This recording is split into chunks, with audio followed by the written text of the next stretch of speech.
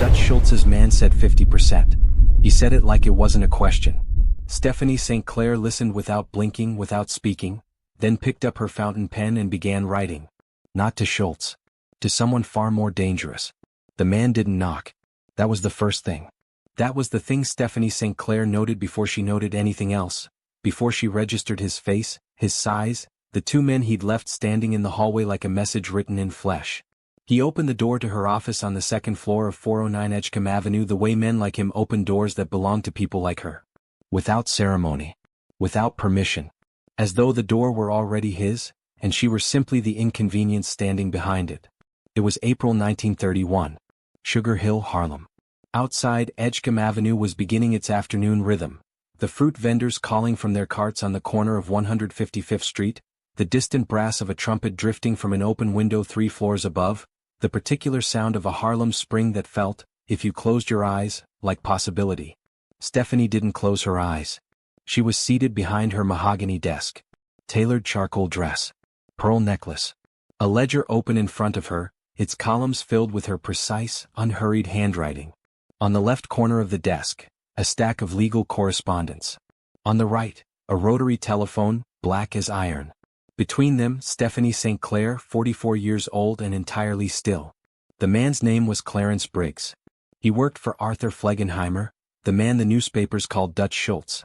Briggs was not subtle. He had not been sent to be subtle. He crossed the room without being invited, pulled a chair from against the wall without being offered it, and sat down across from Stephanie with the ease of someone who had never once, in his entire adult life, been told that a room did not belong to him. "Mr. Schultz," he said, "sends his regards." Stephanie said nothing. She closed the ledger. "He's been watching your operation." Briggs let that sit for a moment, as though the act of being watched by Dutch Schultz were itself an honor she should acknowledge. Big territory. Nice numbers. Man like Mr. Schultz, he appreciates a well-run business. He reached into his jacket and produced a folded piece of paper. Set it on the desk between them. Didn't push it toward her. Just set it there. 50%, he said. Of gross. Monthly. Starting June 1st. Mr. Schultz provides protection in return. Keeps the other families out. Keeps the police manageable. A pause waited with meaning. Makes sure nothing unfortunate happens to your operation. The trumpet from the window above had stopped. The room was quiet enough that Stephanie could hear the faint tick of the carriage clock on the shelf behind Briggs's left shoulder. She did not look at the paper. She looked at Briggs. 5 full seconds passed. "That's the offer," Briggs said. Some of the ease had left his voice. "Not much. Enough." Stephanie reached across the desk, not toward the folded paper but past it, to the rotary telephone. She lifted the receiver. Set it deliberately on the desk beside the phone. A small act. Specific. It meant, this conversation is already over and I am already making the next one. "Tell Mr. Schultz," she said, her Martinique accent quiet and precise as a line drawn in ink, "that I received his message." Briggs stared at her for a moment. Then he stood, straightened his jacket and left the paper on the desk. His footsteps crossed the floor, paused at the door.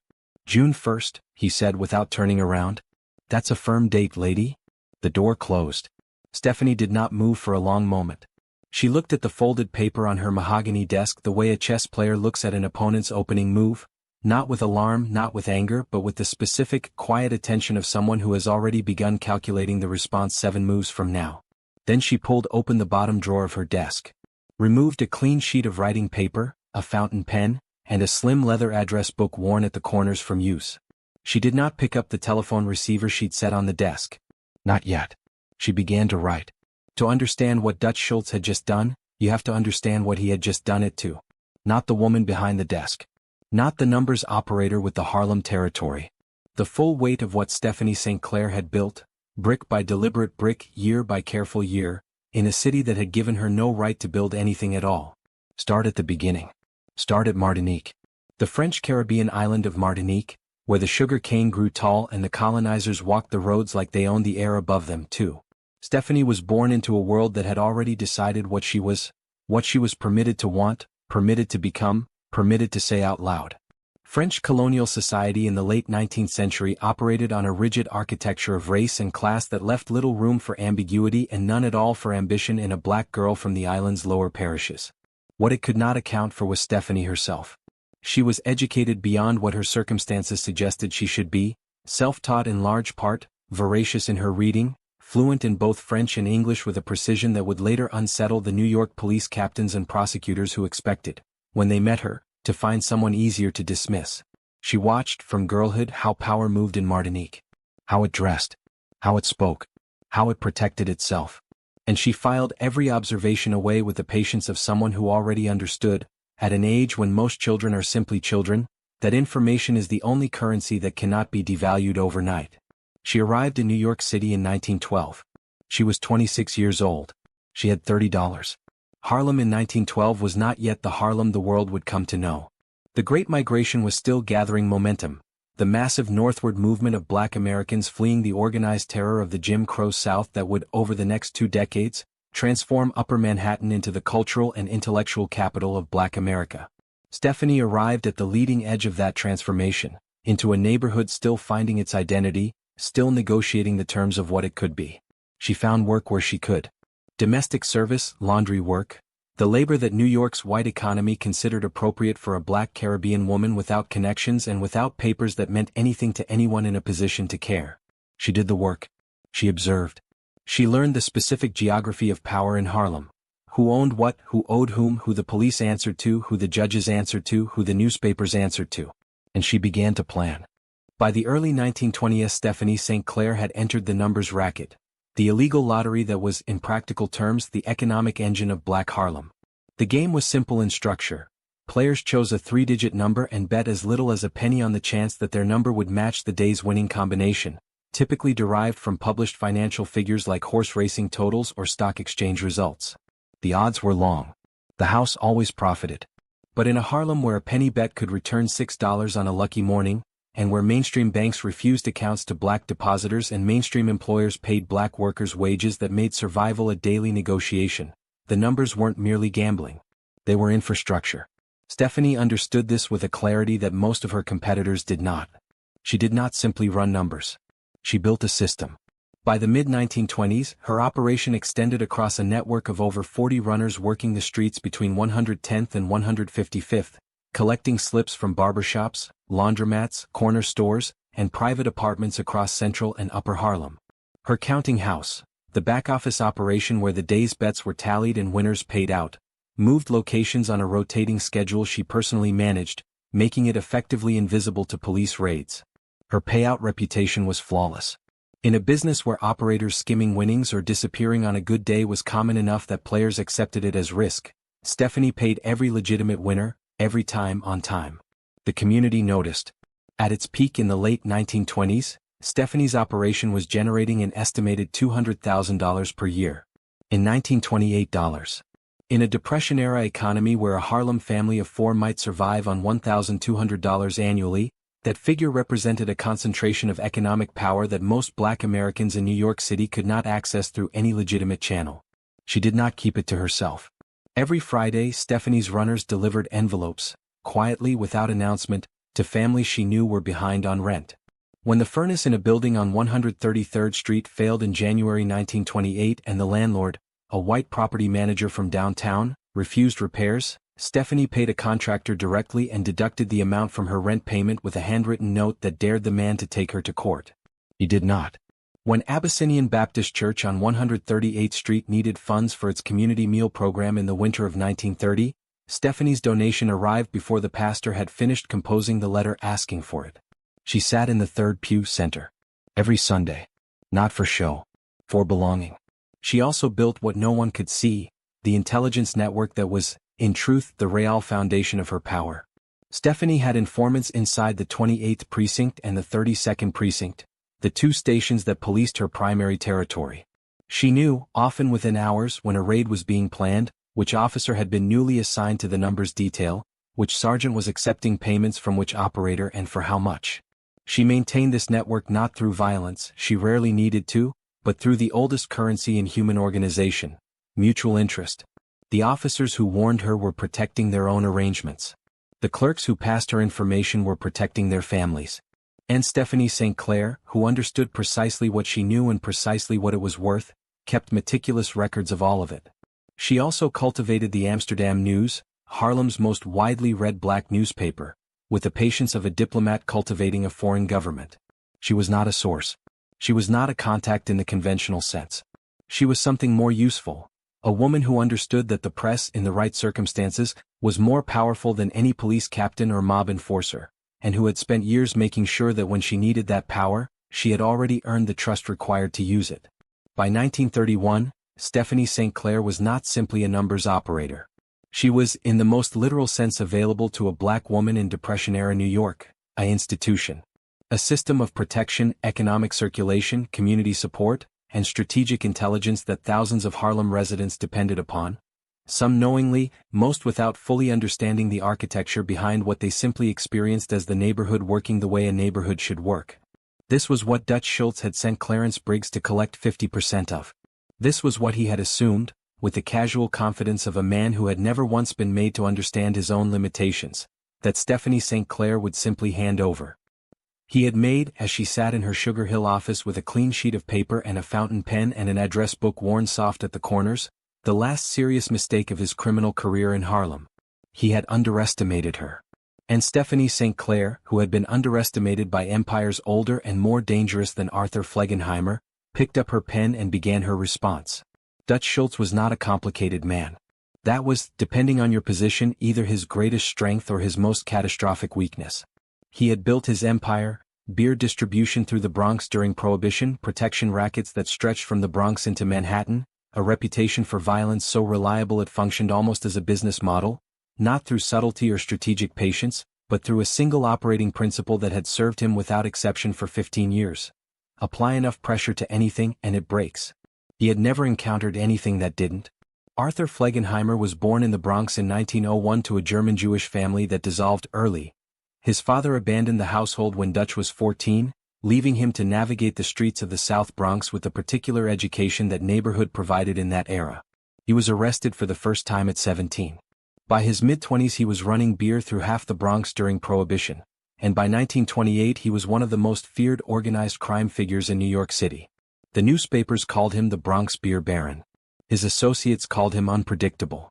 His enemies, the ones still alive to call him anything, called him something closer to a force of nature than a man. He was 30 years old in the spring of 1931 when he turned his attention to Haarlem. And he had never, in 30 years of life and 15 years of criminal operation, taken an order from a black woman. When Stephanie's silence, the silence after Clarence Briggs's visit, the silence that was itself a complete and considered response, did not translate into the submission Schultz expected, he waited 2 weeks. Then he stopped waiting. The first move came on a Tuesday morning in early May 1931, on the corner of Lenox Avenue and 125th Street. Two of Stephanie's runners, young men named Curtis Webb and a 19-year-old the neighborhood called Deacon for reasons nobody fully remembered, were making their morning collections when 3 white men in a black Ford stepped out of the car and explained, with the economy of language that Schultz's organization favored, that the Lenox Avenue corridor now operated under new management. Curtis Webb had a collection bag with $340 in it. They took the bag. They left Curtis with a broken hand and a message to deliver. The message was, "This is what it looks like when you don't take the offer." 3 days later, a collection apartment on 131st Street, a second-floor room above a tailor's shop that Stephanie's operation used as a counting station on Wednesday afternoons, was raided. Not by police. By 6 men with sledgehammers who broke the door, broke the furniture, broke the adding machine that had cost Stephanie $85, and walked out with 2 days' worth of tallied receipts. They didn't touch the building's other tenants. They didn't take anything from the tailor's shop downstairs. The message again was specific. We know exactly where you operate and we can reach you anywhere. Schultz was escalating in sequence. Measured. Methodical. The way a man escalates when he is confident the other party will eventually run out of resistance before he runs out of pressure. He did not understand that he was not applying pressure to a woman who was resisting. He was applying pressure to a woman who was recording. Every incident went into the files. Stephanie had maintained meticulous records since the earliest days of her operation, not merely the financial ledgers that tracked her numbers business, but a second set of documentation that she kept separately, in a locked strongbox that moved locations with the same rotating schedule as her counting houses. Into this record went dates, times, locations, names when she had them, descriptions when she didn't. The beating of Curtis Webb on Lenox Avenue. Documented, with 2 witness statements collected by the following morning. The raid on 131st Street. Documented, with a sworn affidavit from the tailor downstairs who had watched the men arrive and recognized one of them from a previous incident near the 125th Street station. Stephanie did not call the police. This was not an oversight. The 28th Precinct had 3 officers on Schultz's informal payroll by May 1931. She knew their names, their badge numbers, and the approximate amounts they were receiving, because 2 of her precinct contacts had told her, and because she had cross-referenced what they told her against the pattern of raids that had, in the previous 18 months, inexplicably avoided every Schultz-affiliated numbers operation in the precinct while finding hers with uncomfortable regularity. Calling the police would have been like mailing her evidence to Dutch Schultz directly. So instead she called her attorney, a Harlem-based lawyer named Gerald Foster who had represented her in 3 previous legal matters and who understood, with the professional clarity that made him valuable, the difference between what the law said and what the law did, and how to use the gap between the two as a weapon. Foster began preparing a civil complaint. Carefully worded. Specific in its allegations. Built on documentation that could survive a challenge, naming incidents, dates, and witnesses. It was not a complaint that would be filed immediately. Stephanie was precise about timing. It was a complaint that would be filed at exactly the right moment, when its arrival could do the most damage to the right people. This was how Stephanie St. Clair responded to broken furniture and broken hands. With paperwork. Schultz made his 3rd move in the 3rd week of May. A lieutenant in Stephanie's operation, a man named Roosevelt Timms who had worked for her since 1926 and who managed the northern section of her runner network above 145th Street, was approached outside his apartment building on Bradhurst Avenue at 7 in the evening. The men who approached him were not subtle. They told Timms that his employer was making a business decision that was bad for everyone's health, and that a man in his position might want to consider whether his loyalty was worth the specific physical consequences they then described in detail. Timms listened. He thanked them for their time. He walked upstairs. And within the hour he was seated across from Stephanie St. Clair in her Edgecombe Avenue office, describing every detail he could recall. Faces, voices, the make and color of their car, the particular phrasing they had used, while Stephanie wrote it all down in her precise, unhurried hand. She looked up when he finished. "Are you frightened?" she asked him. Timms considered this honestly. "Yes, ma'am." "Good," Stephanie said. "Frightened men pay attention. I need you paying attention for the next 30 days. She closed the file. Placed it in the strongbox. Turned the lock. Outside, May rain had begun against the windows of Sugar Hill. Somewhere below on Edgecombe Avenue, a streetcar moved through the wet dark, its bell ringing once, twice, fading south toward the city that had spent 20 years trying to decide what to do with Stephanie St. Clair. It had never managed to answer that question. Dutch Schultz was about to find out why. There is a particular kind of intelligence that does not announce itself. It does not raise its voice. It does not pace the room. It does not respond to each new provocation with a matching provocation because it understands, with the cold clarity of someone who has been doing this longer than the opponent has been a threat, that reaction is a form of surrender. Reaction means the other person is setting the tempo. And Stephanie St. Clair had never, in 20 years of operating in the most complex and dangerous criminal landscape in the United States, allowed someone else to set her tempo. While Dutch Schultz's men were breaking hands on Lenox Avenue, Stephanie was in her office on Edgecombe Avenue at 6 o'clock in the morning with 3 files open, a pot of coffee cooling at her elbow, and a list of 11 names written in 2 columns on a clean sheet of paper. Left column, people who owed her something. Right column, people who needed something she could provide. She studied both columns for a long time. Then she drew a line through 4 names on the left and circled 3 on the right. She folded the paper, placed it in her jacket pocket, and began her day. This was June 3, 1931. 23 days after Clarence Briggs had walked through her door uninvited. The architecture was already underway. The first element was legal, and it moved on 2 tracks simultaneously. Gerald Foster had been building the civil complaint for 3 weeks by the time Stephanie sat down with him on the morning of June 5 in his office on 135th Street, 2 blocks west of Lenox Avenue. The complaint documented, in specific and verifiable detail, a pattern of organized criminal intimidation against Stephanie's business interests. The assault on Curtis Webb, the destruction of the 131st Street counting station, the threats delivered to Roosevelt Timms on Bradhurst Avenue. It named Schultz's organization by inference, carefully, with a legal precision that made it simultaneously devastating and difficult to challenge. Stephanie read every page. She made 4 corrections. She added 2 pieces of documentation Foster hadn't yet incorporated. Witness statements she had collected herself, from a woman named Ida Clark who lived above the 131st Street tailor shop and had watched the raid from her window, and from a retired postal worker named Henry Moss who had been on the corner of Lenox and 125th the morning Curtis Webb was beaten and had written down the Ford's license plate number on instinct, because Henry Moss had survived 61 years in America by noting things that other people overlooked.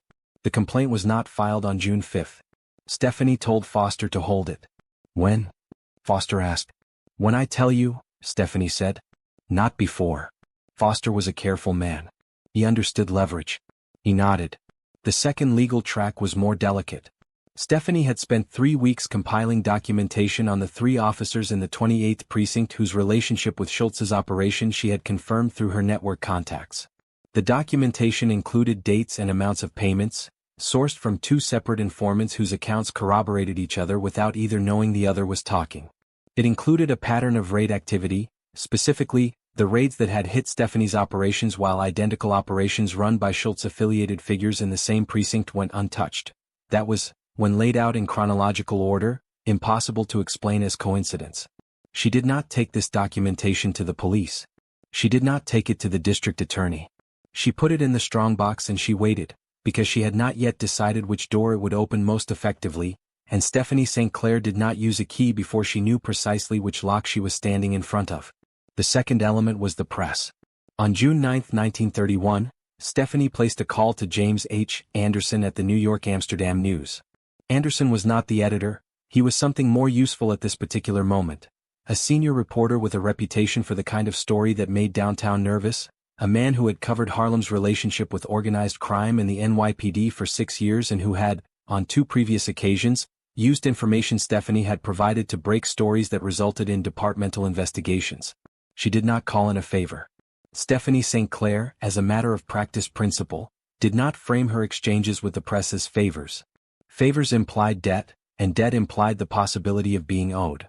She operated instead on a currency she found more reliable: mutual interest. She told Anderson what she had. Not everything, she was specific about which details she released and in which sequence, the way a card player is specific about which cards are visible and when. She told him about the pattern of raids. She told him about the assault on Lenox Avenue. She told him, with the careful precision of someone who had thought through every implication of every sentence, that a white Bronx gangster had moved a systematic intimidation campaign into Black Harlem with the apparent cooperation of officers from 2 precincts, and that she had documentation to support each element of that statement. Anderson was quiet for a moment. How much documentation? He asked. Enough, Stephanie said, to fill a front page.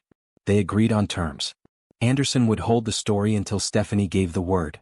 In return, he would have exclusive access when the moment came, the full documentation, the witness statements, the complete account. He agreed without hesitation because Anderson understood, as any good journalist understands, that the story held in reserve is often more powerful than the story printed too soon. Stephanie hung up the telephone, made a notation in her address book, moved to the next name on her list. The third element was the one that required the most precision, and the most patience, and the kind of nerve that most people, regardless of their position, regardless of their resources, simply do not possess. Stephanie needed to communicate a message to certain figures in the Italian organized crime structure. Specifically, to intermediaries connected to the Luciano organization, which had its own interests in the stability of New York's criminal economy and its own reasons to be concerned about a Bronx operator expanding aggressively into territory that had previously operated under an understood equilibrium.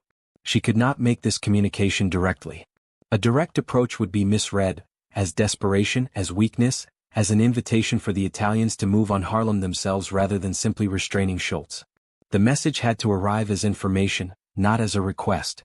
It had to communicate, through channels that Stephanie had spent years carefully cultivating, that Dutch Schultz's Harlem operation was becoming a liability, not merely for Stephanie, but for the broader stability that everyone with significant criminal interests in New York depended upon. She made 2 phone calls. Not to Italian figures, to intermediaries, men who moved between communities and organizations with the social fluency of translators, who were trusted on multiple sides precisely because they were formally committed to none. She told them what she told Anderson, a measured, specific, carefully constructed account of Schultz's behavior. She emphasized the newspaper angle, that documentation was already in the hands of a reporter at the Amsterdam News, that the story existed and was ready to print, that Schultz's continued aggression in Haarlem would inevitably produce a public scandal that would draw exactly the kind of official scrutiny that made everyone's business more difficult. She did not ask them to do anything. She simply ensured they were informed. Within 72 hours, she had confirmation through the same channels that the message had been received and understood. The fourth element was Bumpy Johnson. Ellsworth Bumpy Johnson was 23 years old in the summer of 1931. He had come to Haarlem from Charleston, South Carolina, 7 years earlier at 16, another young man carried north by the Great Migration's current, arriving with nothing and finding in Haarlem's underground economy the particular kind of work that a man of his physical capability and unambiguous fearlessness was suited for. He had worked for Stephanie for 2 years by the summer of 1931, managing collections in a section of her network that required someone the runners and the street-level operators trusted and the troublemakers respected. Stephanie did not simply use Bumpy Johnson. She understood him.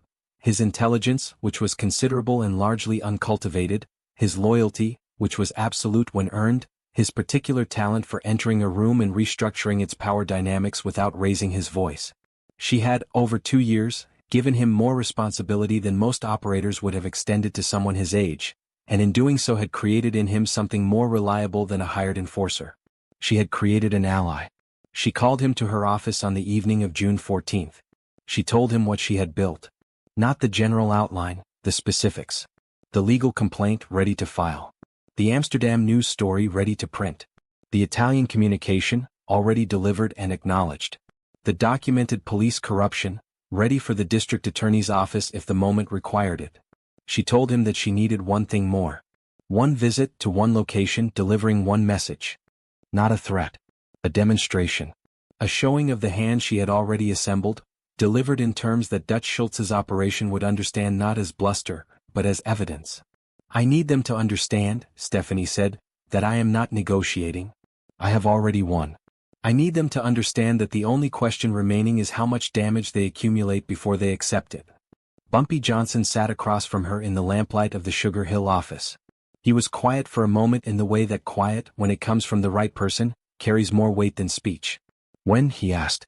Stephanie picked up the list from her desk. The list with 2 columns, 11 names for lines drawn through names on the left, 3 circles on the right. She placed it face down in the strongbox. Closed the lid. Turned the lock. June 21st, she said. A Saturday. Early evening while the streets are full. She wanted witnesses. Not to violence. To the fact that the visit had happened. That Stephanie St. Clair's response to Dutch Schultz's demand had not been fear or flight or negotiation. It had been architecture. And the building was complete. June 21st, 1931. A Saturday. The summer solstice. The longest day of the year. Haarlem in the early evening of a June Saturday was its own particular world. The sidewalks full and unhurried, the barbershops still open with their doors propped wide, the smell of frying fish and fresh bread moving through the warm air from the kitchen windows above the storefronts on 125th Street. Children on stoops. Men in shirt sleeves on corners. Women in their good dresses moving toward and away from Abyssinian Baptist's evening programs on 138th. The Cotton Club's marquee already lit 3 blocks east, its lights belonging to a different Haarlem entirely, the one that existed for white downtown visitors who wanted the music without the proximity. The Real Haarlem moved around it, indifferent. Bumpy Johnson moved through it like a man who had somewhere specific to be and no particular urgency about arriving. He was 23 years old and dressed in a dark suit, his hat set correctly, his pace even and unhurried on the sidewalk heading west on 125th Street. He had one man with him, a quiet figure named Marcus who walked a half-step behind and to the left with the specific positioning of someone who understood his function without needing it explained. Bumpy had told him before they left Edgecombe Avenue, "We are not going to start anything. We are going to finish something that someone else started. There is a difference and the difference matters." Marcus had nodded. He understood the difference. Dutch Schultz ran his Haarlem coordination out of a building on the western edge of 126th Street, near 8th Avenue, a 3-story structure whose ground floor operated as a legitimate storage business and whose second floor had been converted, over the previous 8 months, into the administrative center of his expanding numbers takeover operation. It was not a secret location. Schultz, characteristically, did not believe in secrets. He believed in being too powerful to need them. The man managing the Harlem operation day-to-day was a figure named Vincent Caruso, a compact, efficient Bronx Italian in his mid-30s who had worked for Schultz for 4 years and who had, in the previous 6 weeks, been the operational architect of the campaign against Stephanie's network. Caruso was the one who had coordinated the raid on 131st Street. Caruso was the one who had sent the men to Bradhurst Avenue to speak with Roosevelt Timms. Caruso was organized, methodical, and completely certain, on the evening of June 21st, that the Harlem operation was proceeding exactly as planned. Bumpy Johnson knocked on the second-floor door at 6:47 in the evening. The knock was polite. 3 measured raps. The knock of a man delivering something expected. A man opened the door, one of Caruso's people, broad-shouldered, hand already moving toward his jacket. He looked at Bumpy Johnson for a moment. Then past him at Marcus. Then back at Bumpy. "Mr. Caruso is expecting me," Bumpy said. This was not true. But it was said with the particular calm that makes the impossible briefly plausible, and in that moment of hesitation the man stepped back slightly, which was all the acknowledgement required. Vincent Caruso was seated at a table with 2 other men when Bumpy entered the room. There was a ledger open on the table, coffee cups, an ashtray with a cigar burning at its edge. The room smelled of cigarette smoke and the specific staleness of a space where men had been working long hours. A window faced west, and through it the last of the long June light was still fading over the rooftops toward the Hudson. Caruso looked up. His expression moved through several things in rapid succession: surprise, calculation, and then a careful, studied neutrality that was itself a kind of answer. "You're the Johnson kid," he said. "You work for St. Clair." "I do," Bumpy said. He didn't sit. He stood at a comfortable distance from the table, his hands visible, his posture relaxed in the specific way that only very confident or very dangerous men can stand relaxed in a room where they are outnumbered. "She sends her regards." He reached into his jacket. The 2 men at the table moved. Bumpy didn't. He produced a manila envelope and set it on the table in front of Caruso with the same deliberate care that Stephanie had set the telephone receiver on her own desk 6 weeks earlier. "She asked me to make sure you read it in front of me," Bumpy said, "so I can answer any questions." Caruso opened the envelope. Inside was not a threat. Not a list of demands. Not the kind of communication that men in his business typically exchanged when they wanted to signal escalation. Inside was a document. Several documents, in fact, ordered, tabbed, and organized with the methodical precision of a legal filing. Which, in part, it was. The first pages were a summary of Gerald Foster's civil complaint, not a draft but the completed, signed, and notarized version, ready for filing with the Manhattan Civil Court at 9 o'clock Monday morning. It named specific incidents, specific dates, specific amounts. It named Vincent Caruso by name, with specific actions attributed to him, with witness statements attached. Behind it, a letter addressed to the editor of the New York Amsterdam News from Stephanie St. Clair. Not the story itself, the authorization letter. The letter that, when delivered to James Anderson on Monday morning, would release the front-page story that Anderson had been holding for 3 weeks. The story about a white Bronx gangster running a systematic intimidation campaign against black Harlem businesses, with documented police cooperation from 2 precincts. Behind that, a single page. On it, in Stephanie's precise handwriting, were the names of 3 officers from the 28th precinct, their badge numbers, the dates and approximate amounts of their payments from Schultz's organization, and the name of the assistant district attorney's office to which this documentation had been referred. Not would be referred. Had been referred. Caruso read slowly. The cigar in the ashtray burned itself down to nothing. The 2 men at the table did not move. Behind the precinct documentation was one final page. It contained no letterhead, no signature, no identifying marks of any kind. It was 8 lines of text. Bumpy did not know its precise contents. Stephanie had sealed that page separately and instructed him not to read it. But she had told him what it communicated: that certain parties with significant interests in the stability of New York's criminal economy had been informed of Schultz's Harlem activities, had reviewed the situation, and had arrived at a position that Caruso's organization would understand without requiring it to be spelled out further. This was the Italian page. The page that said, in the language of men who communicated in implications, "You are now isolated. The people whose tolerance you assumed you had, you don't." Caruso set the documents down on the table. He was quiet for a long time. The June light through the western window had faded to a thin copper line above the rooftops. Somewhere below on 126th Street, a child was laughing at something, the sound rising clear and ordinary through the window, indifferent to the specific weight of the silence in the room above. "She built all this," Caruso said. It was not quite a question. "She did," Bumpy said. "How long?" "Since the day your man walked through her door." Caruso looked at the documents again. Not reading them, he had read them. He was doing something else, the thing that precise men do when they are recalculating a situation they had believed was settled. He was finding the edges of the trap, measuring its dimensions, understanding, with the specific clarity that only comes when you see the full architecture at once, that there were no edges, that the trap had no exterior, that it had been built, with patience and intelligence and absolute certainty, all the way around him while he had been busy breaking adding machines and threatening elderly women on Bradhurst Avenue. He picked up the page with the 3 precinct officers' names. "Read it again." "Set it down." "What does she want?" he asked. Bumpy Johnson straightened his jacket, settled his hat. He had been in the room for 11 minutes. "What she already had," he said. "Before your organization made the mistake of asking for something that wasn't yours."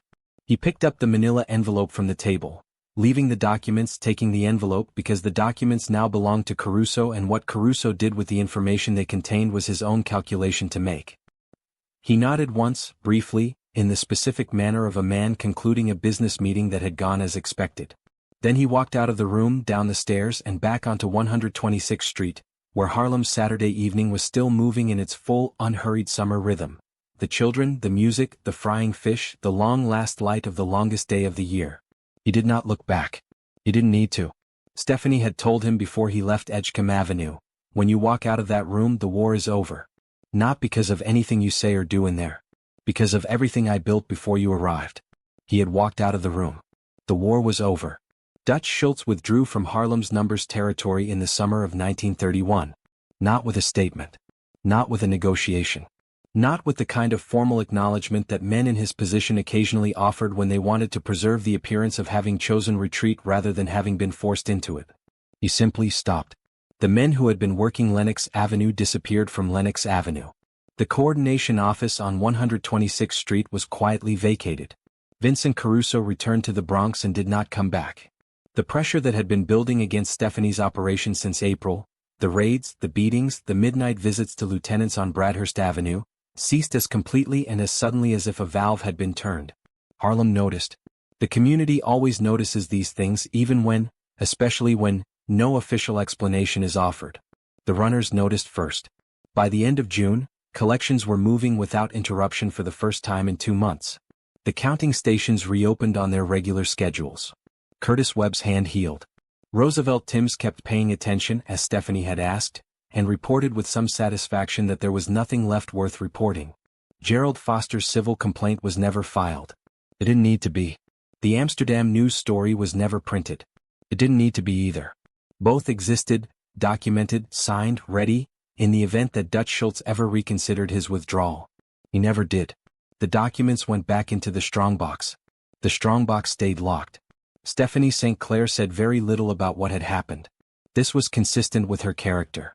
She had never required the acknowledgement of her enemies to confirm what she already knew, and she had never required the applause of her community to justify what she had done on its behalf. The work was its own record. She paid Curtis Webb 3 months of wages while his hand healed. She paid for the replacing of the adding machine on 131st Street and for the repair of the door that Schultz's men had broken. She increased Roosevelt Timms's weekly rate by $4, not dramatically, not with ceremony, but precisely the way she did everything. A recognition. A statement in the language she preferred. She sat in the third pew at Abyssinian Baptist Church the Sunday after Caruso's departure and donated, without announcement, an amount that covered the congregation's outstanding building repair debt. She had coffee afterward with 3 women from the neighborhood who had been coming to her, quietly, for help with their rent during the 2 months when the disruption to her operation had strained her distribution to the community. She listened. She made arrangements. She did not explain what had happened or ask for gratitude. This was Stephanie St. Clair's definition of victory. Not the moment of reversal. The morning after, when Harlem simply worked the way Harlem was supposed to work, and the people who depended on its functioning could depend on it again. 4 years later, on October 23, 1935, Dutch Schultz was shot at the Palace Chop House in Newark, New Jersey, along with 3 members of his organization. He had been ordered killed by the National Crime Syndicate, the organized crime governing body that Lucky Luciano had helped construct, after he announced his intention to assassinate Special Prosecutor Thomas Dewey, a plan the syndicate considered recklessly dangerous to their collective interests. He died the following day, October 24, 1935. He was 34 years old. Stephanie St. Clair sent a telegram to his hospital bedside. It read, "As ye sow, so shall ye reap." The telegram was widely reported. It was reprinted in the Amsterdam News. It was discussed on the stoops and in the barbershops of Harlem with the specific appreciation that communities reserve for a line so perfectly constructed that it requires no elaboration. 7 words. No signature necessary. Everyone knew who had sent it, and everyone understood what it meant, not as a celebration of a man's death, but as the closing statement of a case that Stephanie had considered settled for 4 years and wanted the record to reflect as such. She had warned him. He had not listened. History had rendered its verdict, and Stephanie St. Clair, who had been building her case since April 1931, had simply been patient enough to let it arrive. She lived for 34 more years after Dutch Schultz died. She continued operating her numbers business through the 1930s and into the 1940s, navigating the shifting landscape of Harlem's criminal economy with the same strategic precision that had defined her rise. She fought police corruption publicly, placing notices in the Amsterdam News that named corrupt officers and documented their conduct, using the newspaper as a weapon in the way she had always used information as a weapon. She was arrested multiple times. She was convicted rarely. Her attorneys were good, her documentation was meticulous, and she understood the legal system well enough to use its own mechanisms against the people who assumed it would always protect them over her. Bumpy Johnson grew, over the years that followed, into the formidable figure that Harlem history remembers, but the foundation of that figure, the education and the opportunity and the early positioning that made his rise possible, was Stephanie St. Clair's. She had recognized what he was before he fully recognized it himself. She had trusted him with responsibility that built capability. She had deployed him at the precise moment and in the precise manner that demonstrated to everyone watching, including Bumpy himself, what strategic intelligence looked like when it was fully realized. She retired in the early 1960s. She died on December 11, 1969 at the age of 83 in New York City, the city that had spent 57 years trying to categorize her and had never quite managed it. History has not been entirely fair to Stephanie St. Clair. She appears in the footnotes of books about Dutch Schultz. She appears in the margins of accounts of Bumpy Johnson's life. She is occasionally mentioned in histories of Harlem's numbers racket as context for the men whose stories those histories consider the primary subject. The films made about this era, and there have been several, have found room for the men on her periphery but not, consistently, for the woman at the center. This is not an accident. It is a pattern. The pattern of whose stories get told, whose names get carried forward, whose intelligence and resilience and strategic genius get credited, and whose get absorbed into the narratives of the men who surrounded them. Stephanie St. Clair was a Caribbean immigrant who arrived in New York City with $30 and built an empire that sustained a community through the Depression, resisted the most feared white gangsters of her era, exposed police corruption through public documentation when no official body would act on it, and mentored the man who would become Harlem's most celebrated criminal figure, all while navigating the doubled weight of racial and gender discrimination in one of the most hostile environments in American history. She did all of this with intelligence, with patience, with a fountain pen and an address book and a strongbox full of evidence and the absolute, unshakable certainty that preparation outlasts intimidation every single time. If Stephanie St. Clair had been a white man, we would know her name the way we know Al Capone's. She was not a white man. She was better. And Harlem knew it,